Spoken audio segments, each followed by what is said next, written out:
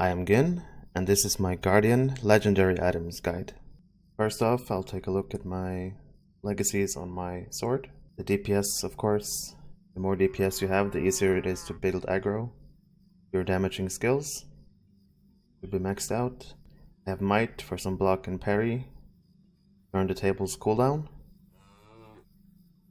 Shortens the cooldown of turn the tables by half a minute, so it's 30 seconds instead of a minute. Warrior's Heart, max morale. It's pretty useful.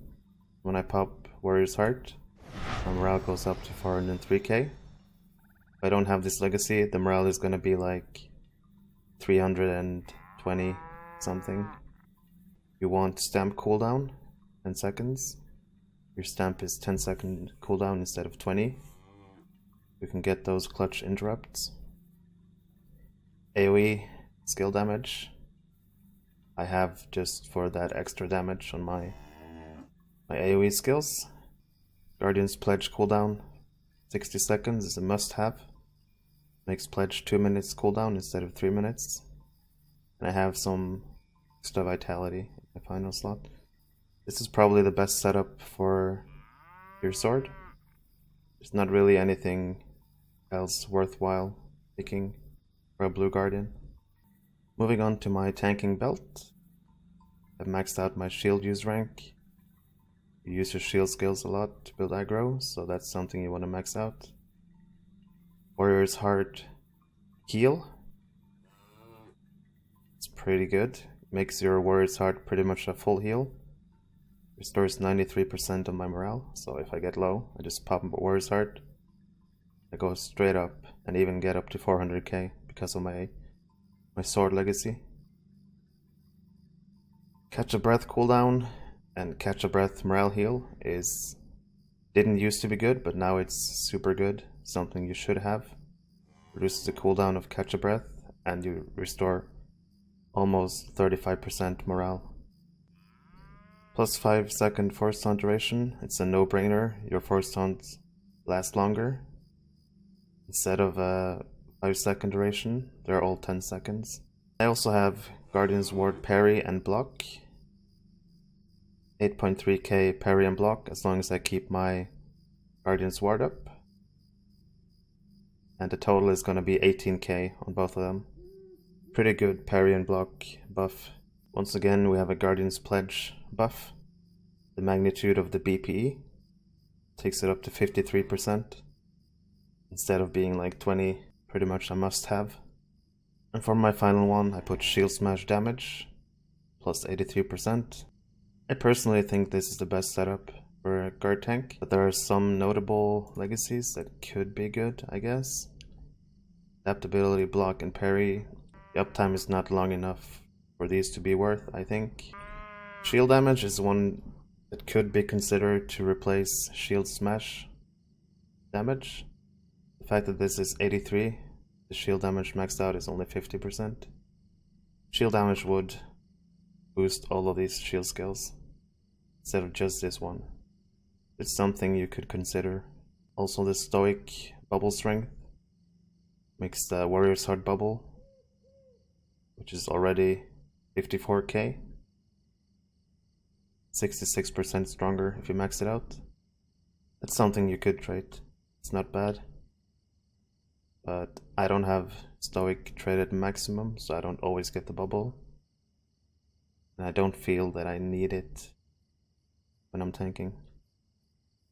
There's also the stat legacies you could get, but they're so minimal now that if you have something somewhat decent like Shield Smash damage, Shield Smash damage is gonna be better in my opinion.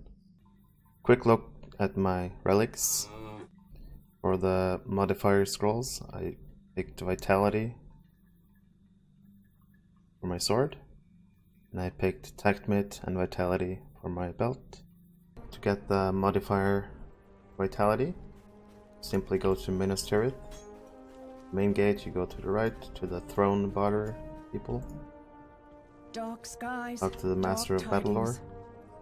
Scroll down a little bit.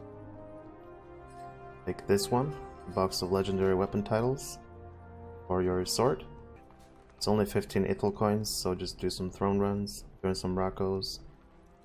Earn those coins pretty fast. And for Guardian, you put the defensive legendary item title. Your weapon title would be Vitality of Elder Deus 3.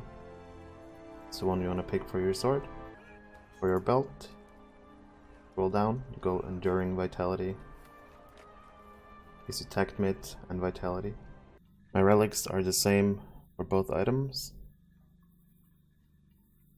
The Abyssal setting of resistance gives me a bit of Tact Mid, some resistance. You could consider getting the Finesse if you need more finesse. To get the settings and the gems, you go to the Ruins of Dingarth in Mordor.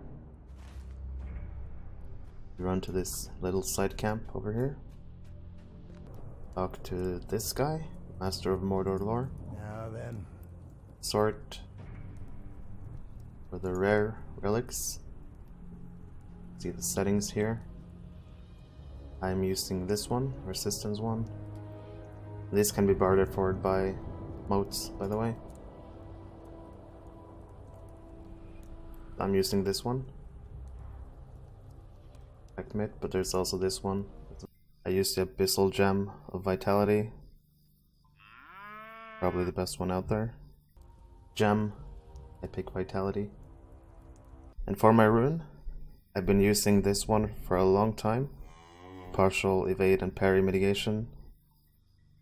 But it might be good to switch those out, and I'm probably going to. Switch the sword one out for the damage rune that drops from the raid. And to switch the belt one out for the healing rune that drops from the raid. The runes I'm using, you get by using the melding panel with the Relic Master. But I'm probably going to switch them out pretty soon.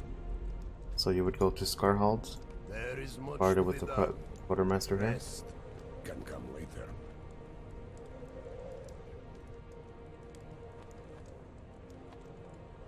A 100 marks of the Longbeards. Get the physical one, as well as the healing one.